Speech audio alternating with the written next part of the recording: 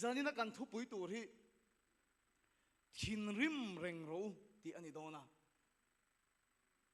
amak inti mai thea amai ro chu e thu pui vua ka tum ta ka wanga ron soi kan di lova mi thin rim rei lo thin lu tuk ka mu hian keima he thu e in tham na sa towa chu wan chen zanina hian thin rim reng ro ti thu kan zir don ani pathian thu kan chia range FSC bungli chang som ni le paruka thin rim ula ati ni chu sual ero chu sual su in thin ur chu ni in tlak pui su se diabola un kian hek su soi ka khiat tam dan per chuan ka kutum hi ni se nia tlak to chon thin ur to lo to anem la thin rim ka du lu tuka ni ma sela bible in ni in tlak pui su se tia ni tlak to pok se thin rim thei ka ni to lo mo la alla ri up ani ani lo pon ri up chung khana thin rim ka in beng dai atuma thin ur ni in tlak pui su se ni tlak to chuan thin rim to su tiang hian kan hril fia thin ni ma sel a bible kha in lo ngai thaim ni in tlak pui su se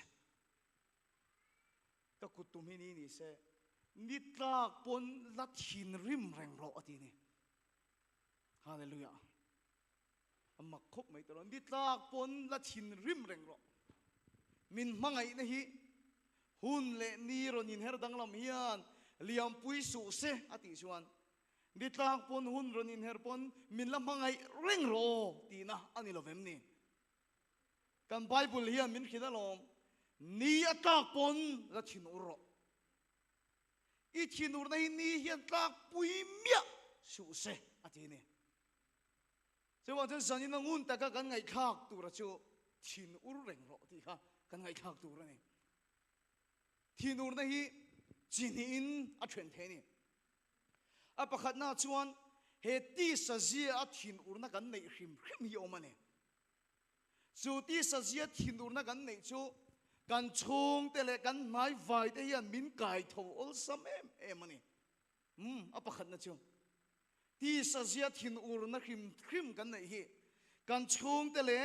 kan mi mangai te hian an kai tho ol sam em a tung ka ra khan kan nau pakhat hi anin ko ta scooty ta hi min an lo hal vek mai abula scooty ding zong zong an lo hal chevek ani chu kan soi khan nang ni ho chuan poi in ti tro poi in ti ni ma sel ke ni a chung te ho chu kan thin ur a sin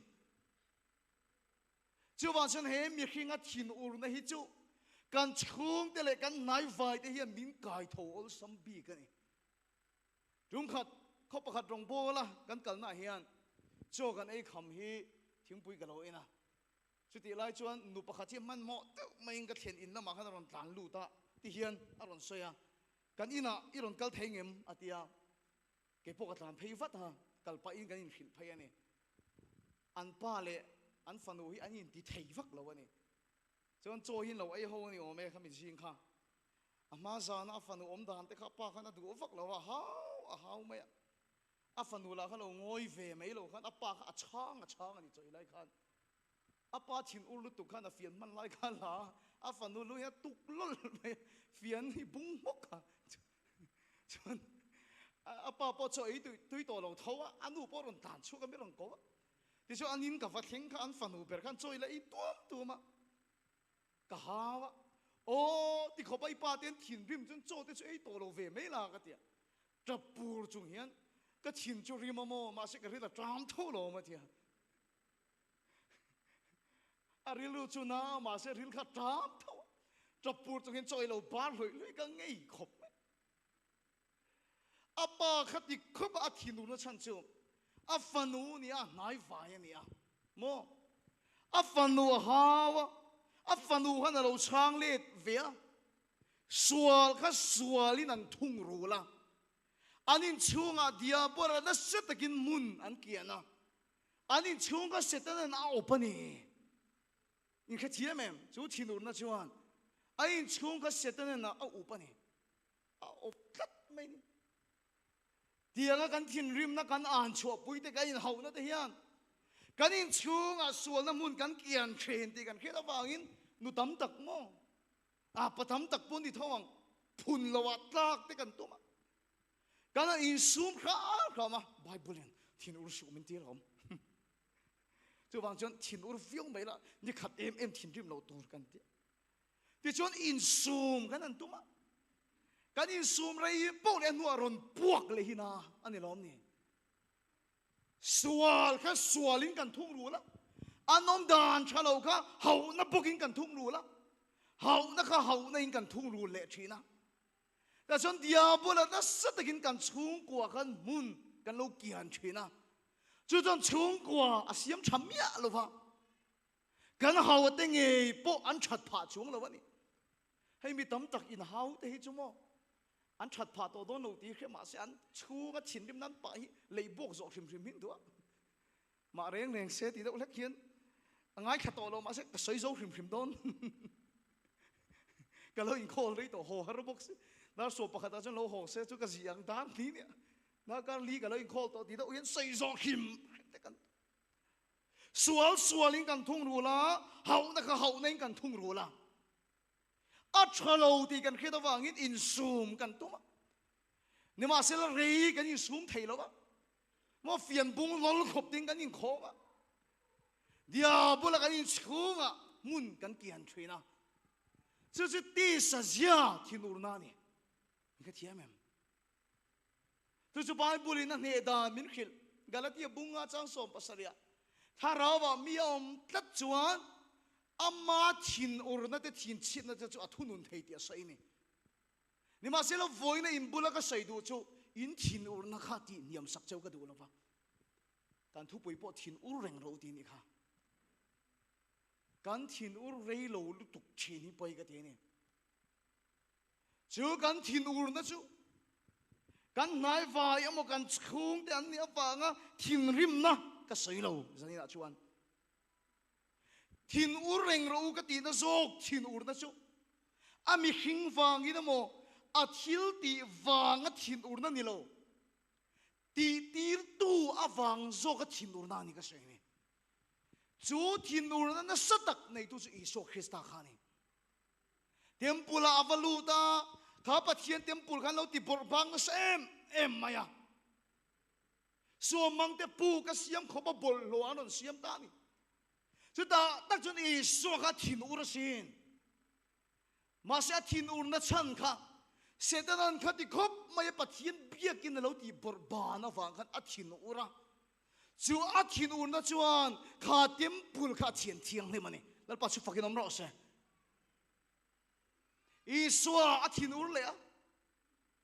ami ngai na tak ami nai vai tak ni ma se petera aron tong chua thin na chan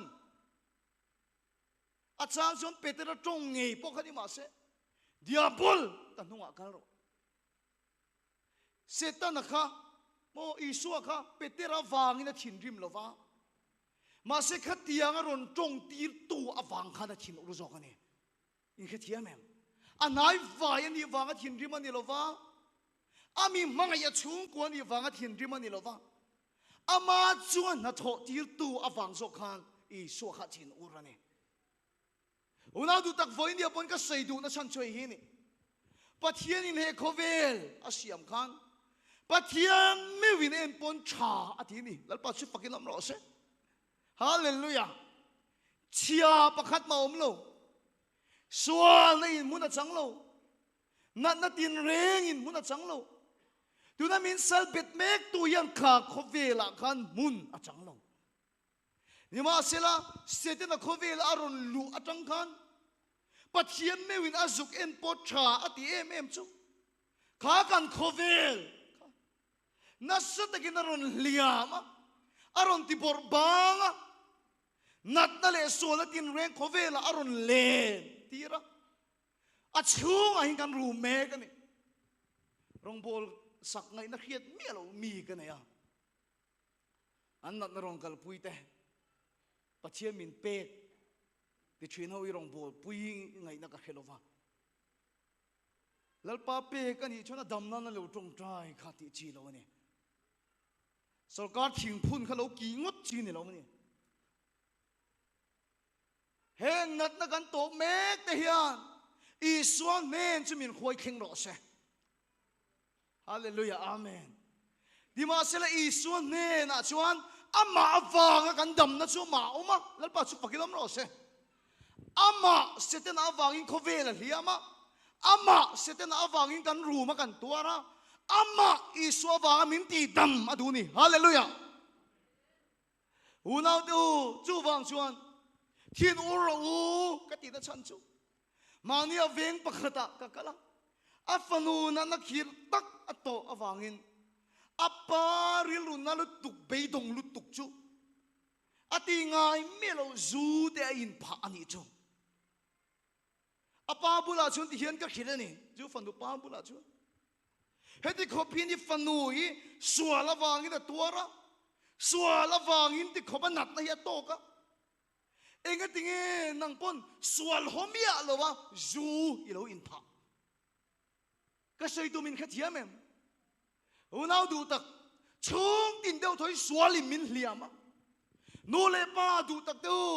in fa de sual in a khal kwal me ka a khovela che tat tira pathian khelowin a tal tir mek line sual la ka thin ur mialo enga te cái mà nien suali mun kan ken chen chen oreng ro heti tak mai kan chung ko ti buai tu hi pathina tanga chuak ani lova sualin kan tu le fa ti aliam mek line enga te cái ni nu le pa te yan kan nu na suala mun kan ken chen kan chin urlo dia bola mun kan ki ani cái chalai bui du tak tu in mangai te in no le pa te suala wang in khove a hiama chu suala wang chuan na khir tak tak kan to mek lai sual huat ane ka enga tingi alama kan trana kan nu na mun kan ken thin kan thin urlo ani kan nai vai tak chung ko pakhat an oma an pa chu kan sara wang in a thi ni afa te bula ka khil chu ipa heti khopa tor tir tu liam pui tor tir chi tir tu setan ai in nu na hian in chung ko hian mun kian ngai su in thinu nei kum lo kal ma se khwa lo rei ma se ni in tak pui ngai su se hallelujah lalpa su fakin om lo se una de bible chung ti hian min khilalom in thinu na ni in tak pui su se ati lom chu wa chuan in chung kwa ngai to ro inun ngai to ro liam tu chika pathian ani lo tor tir tu chika pathian ani lo chu wa chuan tu na I tor mek na ti khan I suan hen khwai kheng che se dia bula mun kian ngai lo la alla kai thin ur na chu ni in tak pui ngai su se chung ko bulba nei lo ino mem farha ino mem chung ko awang tuar ino mem inu le pa in chen tir tu ipa zungol ti ve tir tu farha siam tu chika pathian ani lo ba sual na tho ani awang in nang phai chon sual hol hero mun kian ngai su voyen taksan na nei lo kal in ni tro liam tu chika pathian ani lo tor tir tu chika pathian ani lo ama setena wangin kan duara ama setena wangin kan liama ama iswa awanga min ti dam aduni lalpa su fakilam lo se hallelujah in chinur na ha hunin liam pui ngai su se ni in tak pui su se enge dot asoi diabola mun kian su hallelujah amen local khom du tak le en tu du tak teo in nun le in chung kwa han ngai tu teo sual he min van fan na sa tak em min van liam na sa tak em min van tor tir na sa tak em chu wa jun zanina hian kan thinur na he ni in tlak pui ngai lo se thinur na ka soi ma sak kha chu kan nai vai an nia wang te kan chung te an nia wang a thin urna ania kha sual ve ka kan thung ru na hian diabol kan chunga mun akian thin ni ma sila tu na thin urna ka soi ve thung hi chu ni in atlak pui ngai lo tur hun liam ma sen ni in her ma se ifa ti tak mai na tir tu khale chen na khuba mu tir tu che ti khsel lo tak tu che in chung ko mi ti tak tir reng tu la ka khan hun in her ma sen ni lo dang lam ma se in thin ur na hi ni in tak pui ngai su se chu thin ur na dik tak Isua Kristan nei ang thin ur na lal pa chu pakinom lo se Isua Krista omang thin ur na kha in nei ani ngai chuan in nun ha sual hi munin kian ngai lo bang hallelujah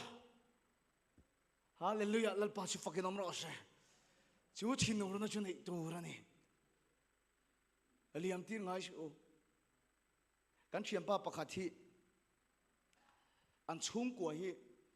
politics lampang tuidok mai hin nia apa te po hi VC ading thina ni ti chuan chung khat sang ni le som pariat kung kha ani tain ka hria an party on nei son ani makhi ka te em maya khati khopa ru ka ani son thei hi mak ka tia an venga mi ka thiam pa ka zo ta ai son tak em ka tia o in son e atia ai son chiang khopa ni ka ringa khami nu lo ka khan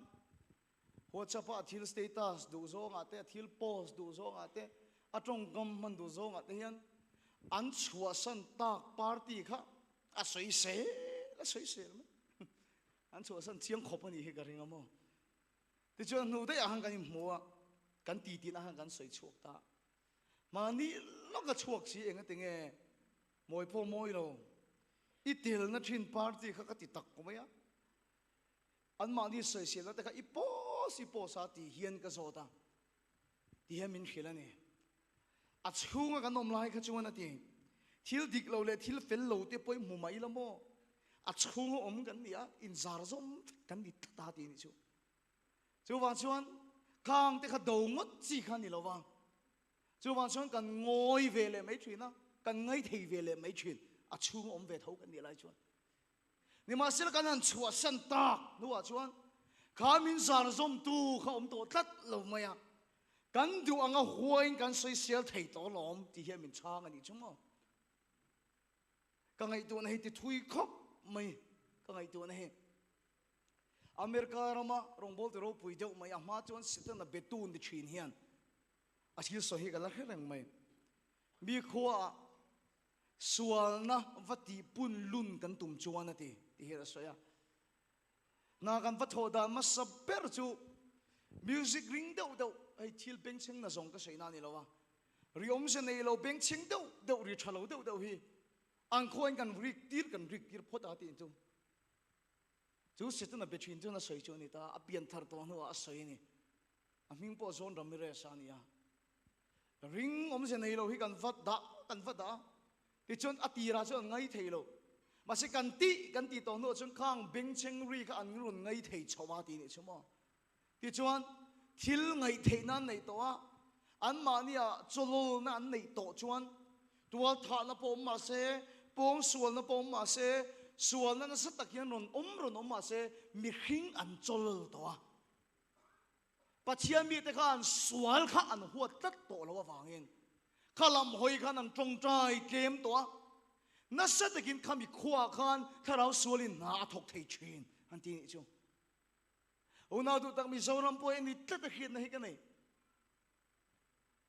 han ngai to to ke ni no pan ve mai lai po khan sar thi no mani kan an ti runga po khan tu nang em hian phone in tinin mi tinin kan la hum lo chung pon me zoram ol sam takin a deng chok kan tri ani thì nó rap tha ka om te ka in la khiam kha mai tu ma an ti mi kha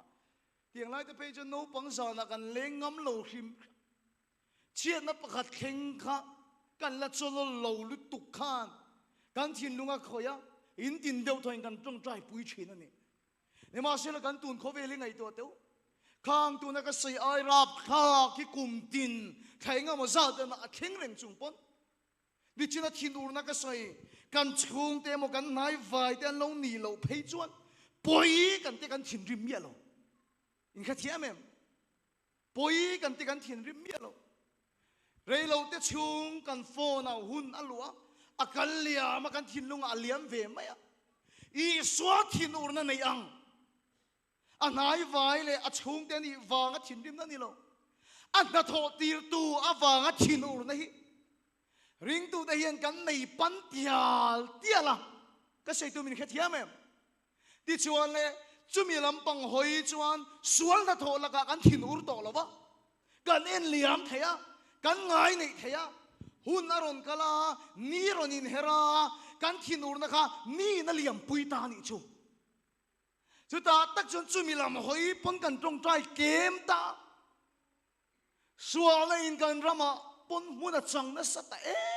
em ane i thin ur na ni tak pui ngai su se i chung te le nai vai ani awanga thin ur na ka tilo na tho tir to awanga thin ur na a hi ni hian ing tika ma tak pui ngai su se una du chu khove la kan chen to wang chu ni in ka hia chu khove la kan chen to wang chu ni in ka hia sual la ka kan thin ur na a kan hiama sual do turin le ana tho do turin kan chak ta that lo Bible kan mu Peter thon khat bung ni chang saria lota chulai vel mi te om dan suale bol lo tak awanga lungai em china ati ni ma sila chu sodom kho chunga om mani ve tlat awang chuan enga nga bol lo le te nom ni ma se ado tak tak theilo sin lota khan achan chu afanu ten kami sodom khomi pasalan nei tat maya nasa takin chu khwa thil theng nen chuan a in zar zom ve tat awangin poi ti ma se homa se ado thailo ni ma sila chumi khwa om ve mialo abraham ve thung chuan chu sodom khotan chun na takin atong tai theini lalpa chu fakin am ro se party thak ngai kami chunga ka chiam pa po kha party chunga khan om tat chuan thil chalo huma se thil dik lo huma se kong chen ka ta lo in zar zom na nei ta wangin a do thei lova ni ma sel a party a thak ta ka chuan huai sen takin a do thei ni una du tak mi tam tak chuan sual hi kan wat nat lo em na chante kan thinur na ni na tak pui ma em chin na chan chu kong enge moni a hian lo in zar zom na kan nei ve tat thina kan fa te heti tak hian lo nung ma se an nu le pa ti chon sual ho viau tur kan ni lain mun kian tua kan chang le thina a party chhum ve tho kan ni awang hian kan do theilo kan chung ko chalai do ti khop pian kan nu le pa te in chen na wangin mo zo wangin mo kan mangai te nat nei na liama sualin te khoba min liama ho le tur mun kian mialo tur kan ni lai hian chalai te enge mo konga hian lo in zar zom na kan ne ya apart is khunga kan tel ve tho wang hian kan do tak tak theilo chuan chu zanina hian ka som du na chu i party thakla suali huat ni eng man liam pui ngai lo se do dal ro hallelujah lalpa su fakilom ro se mun kian ngai su do thei tu chun i party i thak tho da ngai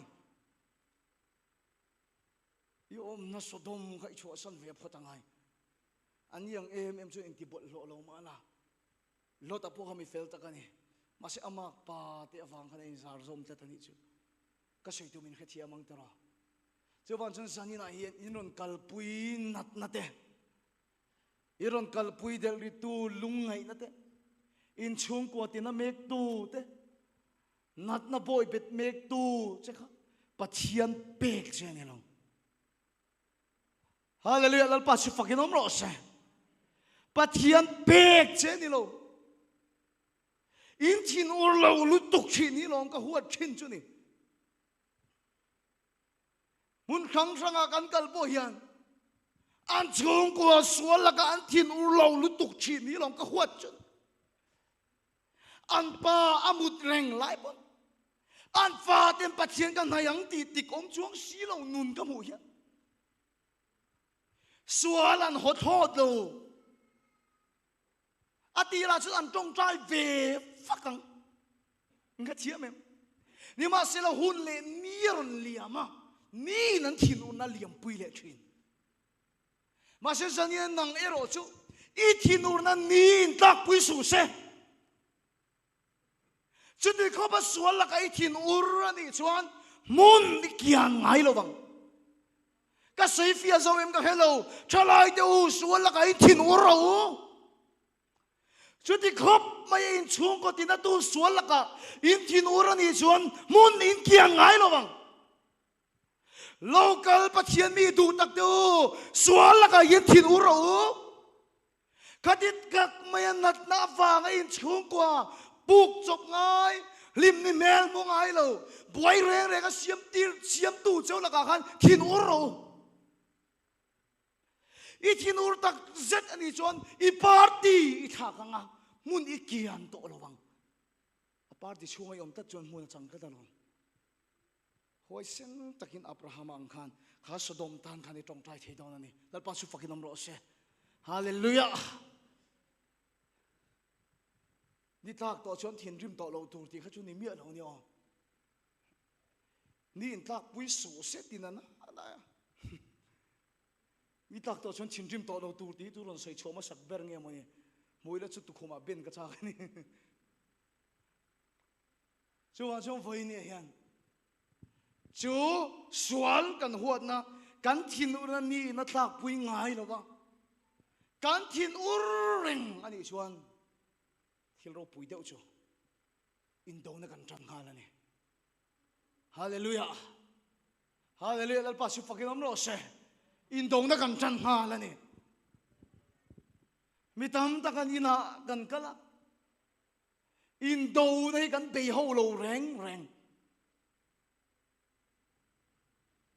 hei mi pakhat ani halai ka lecture ni hei mi pakhat hian khove la liama khove ra tortira khove lang hai sa mi pakhat ve thau I so awangin khovel dam tira duwa lalpa su fakilam ro se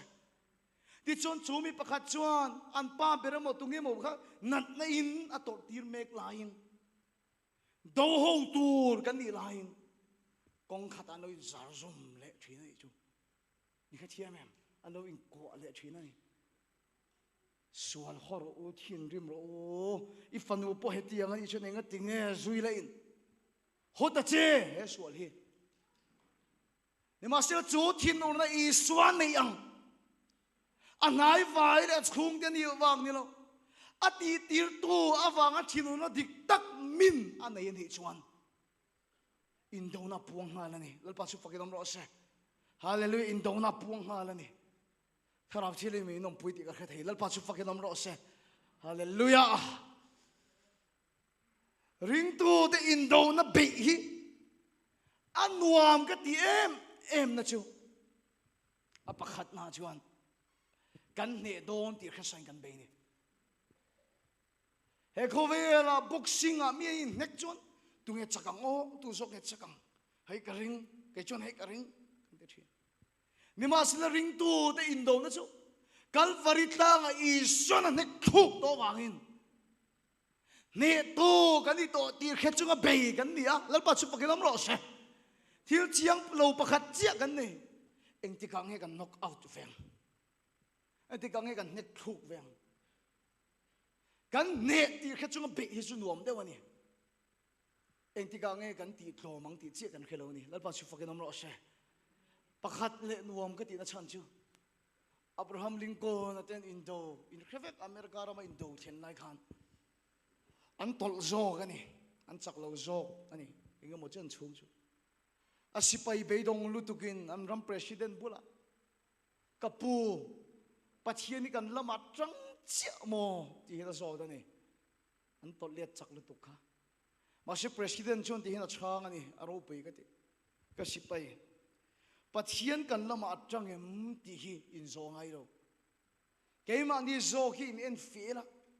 bắt hiền làm mà cần trăng em thì zo hi in en la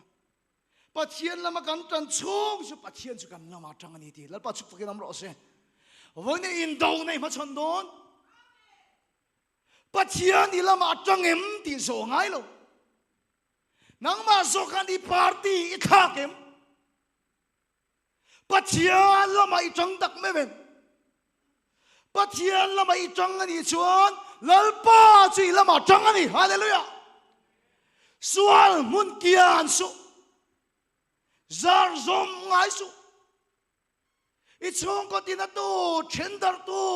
kaditak me ti khiom tu suali huat na le chinur na kha ni le hunin herin liam pui ngai su se itin urtak zete suan inuna mun ikian ngai lovang ichwa sananga indau nei ma chon malang hallelujah lal pasu fakil amro se hallelujah ring tu te yan kharau indau nei kan lo be tak tak meu lo sen kan lo be tak tak meu lo Pachian na tanga dam nei kan mu mai lo chin na chan po ni ka hia he mi kunga hian mi ti dam ma se le lama kan in zar zom thawa lalpa lama kan chan tat lo sun lalpa hian mi thop pui tak tak thei le nem chuan chan tu na tang hian local khom le en le tur song songa chong tina sual nei na min man be na te chu iswa krista min in ti cha ni ro se hallelujah sual kan huat ei ti pun ni ro se iswa thinur na thiang him hallelujah amen ni na ka pui ngai lo sual huat na har sanaron khen lai tong trai vaka hun ron kal le a amma potan yam le tu le lek lek mi ni lo ne nei la chang lo ani pon ring tu in do na dik tak i pe chuan i ne don hallelujah eng ti ka nge ti chia kan khelo so wang chan sang ina hian sual horo mun kia ngai so khati tak mai liam tu che ni kha hallelujah lal pa su fakin om ro she in dong na kan ma chon don ani hallelujah ka sei fi atro thong ri la hin chin ur na thiang lim kan hei ta ta kai thil pa ni awang in zanin a point ka chin ur ani aron ka na khelo a kan no tor pathian min pek em kan ti poi ka tia kha ka chu kan fi to tro chu ti tak mai kan na chung po sual la ka kan thi do na kan yam ma em mun kan kian le mai thei thin hian ka chin nu ti na phong o nu le pachatak nei lo te phei chu nu le pachatak nei ai phe chu la thin ur turan ni zani hian I so thin ur na ang ke ma ni cho tho ni ro se chu thin ur na thiang lim nei chuan in do na ma chon thin hallelujah tempula iswa valu khan thin ur na thiang lim ania in do na va ma chon ani lalpa chu fakilam ro se iswa kan zir tir tia petera ron tonga khan petera huat wang ani lo atong tir tu huat awangin in do na ma chona an nunga kal tu na do ta halani chu thinu na thiang lim chu hallelujah amen zanian be thei tur chuan nang ma ngô khe chu I chak tok lo ani olivera join do na be tur chuan a chak tok lo ani rekia join do na be tur chuan a chak tok lo ani zenen thil dang lam deu pakhat thil cheu ka du ni Israel fa te kha in khiatro ai gupta salam tanga faro le sipai te cha ti khiom em a lappa an natir a tortir an khang khop apelo chu sala chu nan tang ani chu tiang chi chun ke ni po setena sala kan ta min hlapa min tor tira min rom tira ti chan Israel fa ti chan chuak turin Mosia vakala thilmak chi kwa avati te khan ava chan chuak lo ni asom na beram no chu antala kong ka bianga athisen chu antata achunga mi te chuan chu beram no sa chu an eya chu thisen awang chuan sual lakata chu an zalena chu beram no sa ei tu te chu sam za panga in sia ka lo chu beram no sa ei te chu mi chak lo pakhat ma nom lova dam lo pakhat ma anom lova ke vung po nom bok hek lova ti lalpa chu fakilom lo se una du tak voi ni hian I swapo khovela aron kala tui wai na chan tira thi puile tui phone haure thil mak ro pui tam takati ma se chung chuan kan sa vai sulaka min chua zalen khelo ni ma sila biram no I suwa Krista chu tal inoma athisen chu palama kan thiam chan na le kan thiang lim na ni lalpa su fakinom lo se sual laka kan salen nani chu tu chu zani na kan khiat sa ani athisen chu palama kan thiam chan na le kan thiang lim na le sual laka min chua salen nani pata na ni athisen chu ataksa ero chu kan ei ya ta na ni chu chu sei chu in la khatam lawang ai gupta rama kan biram no ka kong ka biang anta ta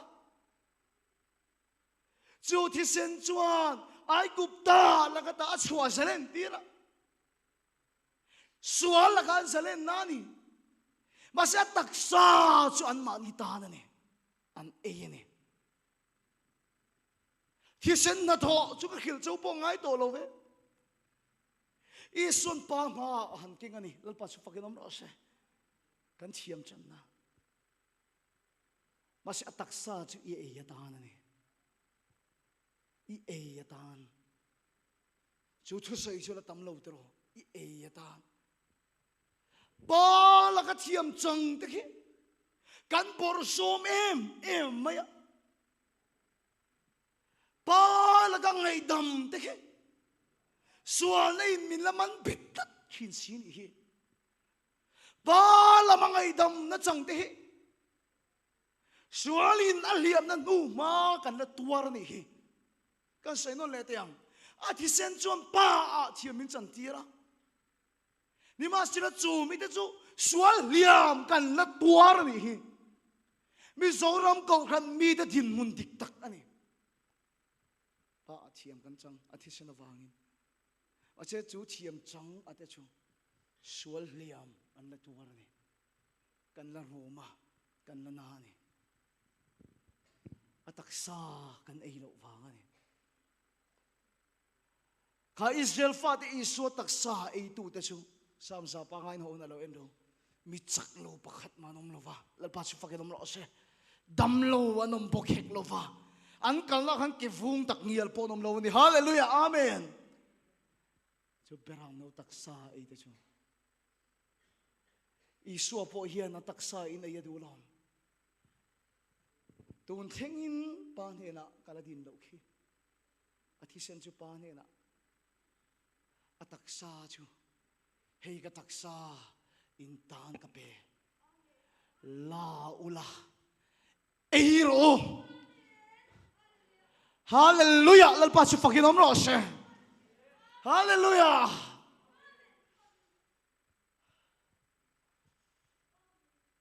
mitam takhian ti hian min khil thin fedrik tu lai chu even thu em in mai mom si in ti thin tak tak ani ton maya ka mel comment ka don dan tam ber ani chu I vun te khawan chem em min ti thina ne mình ti chin na chan chu a ka meng rim lu tu ka meng rim lu tu ka te chu ka ti ve mai me ka soi khe wang ne a dik tak chu mo pa por thak ke ina sa lu tu ka tak tak ne pa por thak ang chi chenga man chi ka ina sa lu tu ka mo hey ka nau te hi ka lei ti chin na lo sang ka sak ve đó pa por ne hum ka ti o na yan te speaker hình zat nghe cái leng cái tia vain cái tia mấy chuyện và cái tia chêng man lek cái gì xia dân hi man poi lấy ra tầm em mấy mong dân hi man thế này cái lấy mấy chuyện ô ôi dân nhớ dân hi rất thum man này cái lấy toang tia cái han ấy chuyện na chú bà por cái ấy chuyện na cái ấy mày chú mình nói chú cái đặc sắc han này bà por po uar lăng chú cái ka papur ka e khamo pona hanin noi uluk viau mai ka thil e karun lang chuak lo thei lo ba ka vunaron e chia ka thu thel ka vuna mom em mai ka papur e po war ni isunen tinga soi kha nang mi chak lo mi na thin swala wanga liam na tuar me ki ni athisen chu pa la ka kan thiam chan na ni ataksa chu kan ei ani chuan chu Isu Krista taksa thiang lim na dam na thil ti thai na chu ke ma ni aron lang chuak thina ni hallelujah lalpa chu fakin om ro se ataksa kan ei lo lo chu kan thil ei chu kan lang chuak ngol về ta tan po chúa thil ai pa ka pa por ai puar po khati khopa lang thei ni chu a thi sen chu pa la kai thiam chan na a taksa chu ai ro johana bungru ka hina soyan kha thiam lo ni khan thiam ka taksa in ai lo chuan an kha thiam lo re in tha tu te khan fa na tang mana ron chu kan mu thin ke hi chang nung rong chuk chu ka ni tu pun ka taksai ei lo chuan ati han kha thiam lo ni nang mi bol lo ngol vei thi sultan ni Isua taksa chu ei la Isua Krista taksa a ngol vei na om lo nu ma chia pakhat ma om lo wa chu ataksa thiang lim na po war chu ron lang chu ka chu thil ti thena zok chu nang ma kha aron ei chenga ingol ve na zong la ka ta po I tak sang e hi lo sa len do na ni pa la ka thiam chang helai sual ring ni lo ti sen chuan min chho za le na atak sa chu kan dang lam na na ni hallelujah ti sen chuan pa la ka mi ti thiang ni ma atak sa chu kan dam na na ni hallelujah chuap thalo thin thalo kal thalo Isu taksa chu ai ro chu taksa chu nang aron laga chuap zong te ron fan nanga hallelujah amen leng puya khon nu pakhat a oma doctorin achi kong hi a that lo wangin a zaya a cheve ve to ni achi kong a chol an pai to boka ni masla rin nei ni so taksa chu eya hallelujah amen atirin thuom thu chu pathian ni nom thu chu pathian ani thu chu ti sa alo changa thu chu leng puinu chola chun ti sa alo changa thu chu leng puinu chikong a chun ti sa alo changa chul pai to khan naw nei le tani lalpa chu fakin om ro se hallelujah amen achi sen chu pa laka thiamin chan tianga ataksa chu kan nun min ti dang lam tu ataksa chu kan kal chia ron ti dam tu ataksa chu kan chuap thalo ron ti dam tu ataksa chu kan cancer zong suala wanga kan liam na mirong ti dam le to ani hallelujah ula eiro hey cái taksa in ta da ka pek tu ra chole a thi sen chu pa la ka thiam chang na a taksa chu kan dam na kan salta na la ka ta min salen tir to ai hallelujah lalpa chu fakilam ro se hallelujah eiro a thi sen po rin nei na lo mi pa la ka thiam chan tir tu ni oi nei ni kal chunga han khil ro le I chuap chunga han khil ro le ka taksa a hian I su taksa chu ka lema ka eya ka chuap le ka taksa zong zong hi a fan veka chu ba chu ka kal chia ka chuap thalo ka mit thalo I su taksa chuan kan sar om thiang ani lo I suam I lo dam ro ngol vai kani azun ke ma la cham I su thi sen chuan pa a thiamin chan tira ataksa chun ka ngol vai na zun zong zong chu aron fantak awangin dak zun om to lova zun om to lova rui the thi lo zun om to lova I su taksa chuan mi ti thiang lim ta hallelujah amen nang ma chuan I dong de don lo Israel te khan kong ka piang a chuan ta lo beram no taksa khan e hiani en le tur zong zong ngol ve na salatang te athi se na wang chuan angai dam to che ma se nga tinge azun thin na khan lat em ataksa I don lo và nó chẳng chẳng nung lâu chục chú nè min chú chú ấy đó chú real jam lệ tổ ngái lo pha mà na mà ấy tu thế chú thì câu an Chrisel chuan Isu Christa taksa ấy tu thế chú kan phan zalenin kan phan dam don em hallelujah suali huat hi cho thọ đi xe Isu thiên ur thiang lim mang chu nei la in do na lo ma chon ro in do na lo ma chon ro I thiên ur na ni tak pui ngai su se hunin liam pui ngai su se I chung ko tan ka soi lo I tan ani ka soi I tan ka soi angai ka chon chu Christa taksa chu nang ma siam pui tin ani deu chuan I suan dam lo trong trai chuan dam chin I suam na suan na tho to chin in chung kwa Christa chu nang ma kal tang lo chen a du lom atak sa ei tu lo ni ro hallelujah lal pa si fucking am ro se hey so Christa taksa hi ka ei atang hian mo pa purpon khati khopa min fan thei ni chuan ke ma hin lang chuak tat maya zial zuk pui chi ate ka ngai to lo do soi pui chi ka ngai to lo hur le in ngai na man chi ka ngai to lo a chi sen chu pa lo ma kan thiam chen na a taksa chu kan ta na ne hallelujah lal pa chu fucking am ro se tharau chile min khoi chau ro se hallelujah Christa taksa sunang malo sopral vex inat na itaksa sol nu ma te fan ro se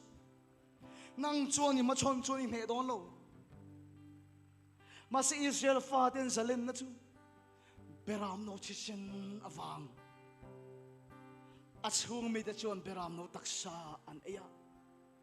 Faro bit lo lap to na te an lo tor ti to na song la ka ta chu an chak thar le an dama Chrisel lo pakhat manom lo vani hallelujah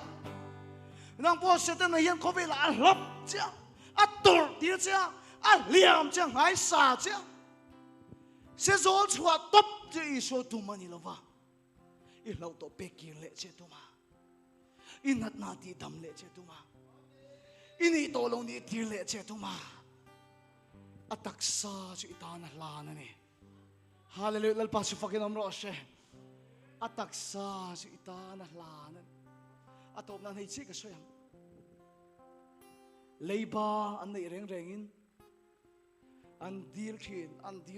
rul thelo chuan apung nen an banhem tel la tiro misorom apon kati hun lai phe chuan an ti thin dan chu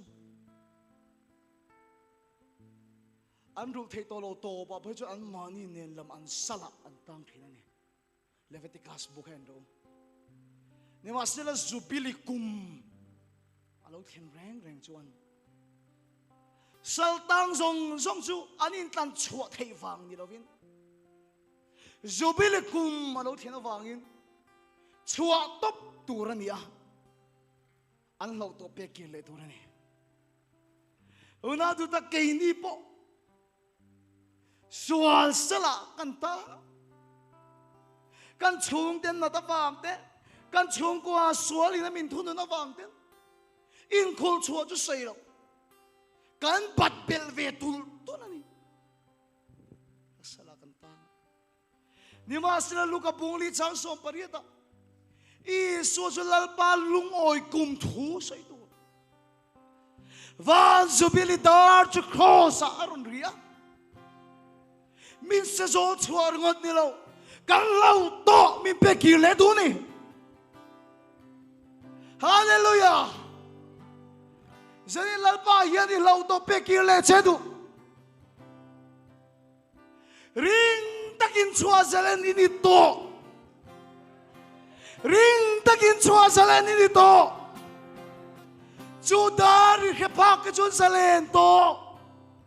ega mori afang in dari la khelo ani kha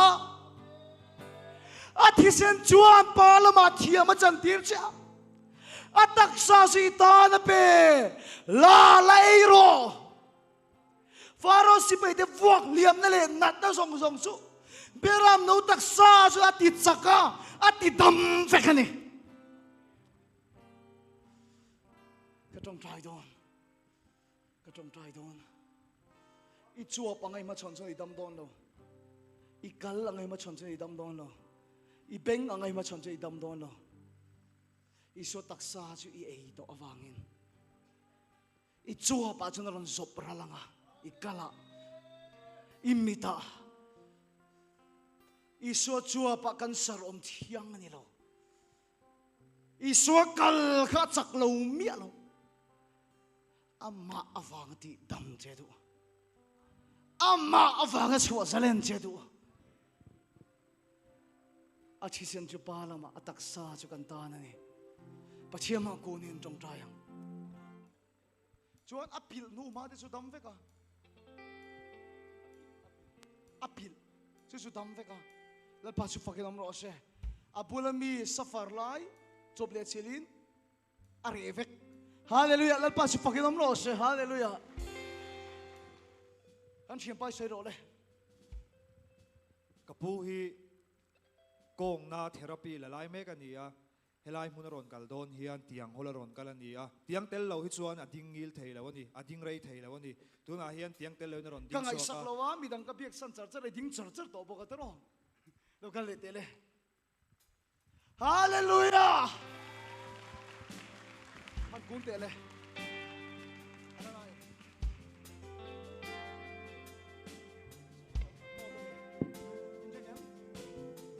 sa chia le na chu isu na pura akin ani isu tak sa wangin injigem khoi chro se isu mingin push khina na shi khoi chro se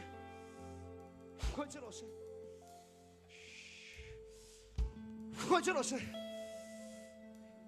lo dam ro isu mingin isu tak sa chu choi mo ni ro se isu mingin lo dam lo ka ro ne hallelujah lal pa su fakidam ro se Isu chak na zokin local theng che yang ni to lovin ikal the I chak dang I chak zel hallelujah lal pa su fakin om ro se Hallelujah, amen. TP awangan na thina ni at chu pati na zong zong TP ngong chu tu na hen om to mi ro ni pakhat ma lal pa su fakin om ro se isu tak sa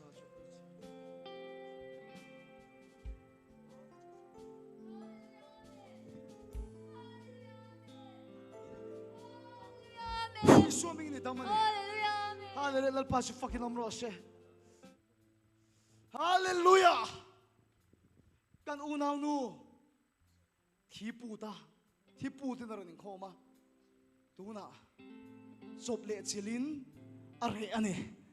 hallelujah lal pa su fakin om ro se hallelujah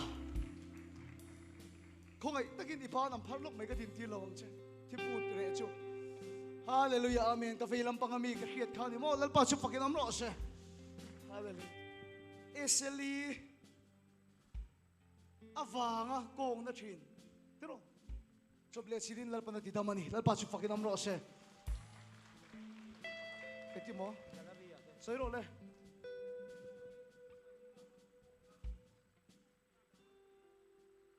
han ting luk te se han kun te le tiang han simar te le na lo mem hallelujah lal pa su fakin am ro se la ula eiro hey ka taksa itan ka pek tur chone safar de pon la ula eiro taksa na nei de pon la ula eiro athi sen chu pa lama ataksa su tu na kan dam na na ni thanau thilimin na ra thok chau ti ka hria I swimming lo dam ro mi danga pon khoi chau thanau thilimin la che ti ka he thei tat ar hi la bok om chu chuan chu ina ti nat na le abok ina aron tur na pakhat ma pom to lova hallelujah lal pa su fakin am ro se hallelujah kapu eng chen nge ri la bokom to kum khat ve bok chu I swimming in lo in sun ro se lo salen hen ang che mal ka so ma che hallelujah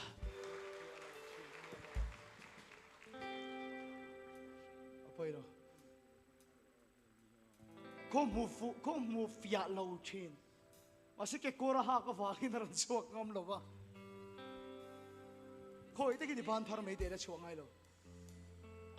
hallelujah amen chople chinin lal panati fia sakani hallelujah ano panlai na nuin abulami khanumi ati palavangin akhela boklien de oma chu choble silin are ve kani hallelujah Karao tiang limi suan taksa chu an taksa de yan joy moiro pachianin rem ati chuan karle zirtom zana amun nga ya hian en tu den khet theinan dor pui multi purpose hall ania amun nga ya heta hian program kan mang lenga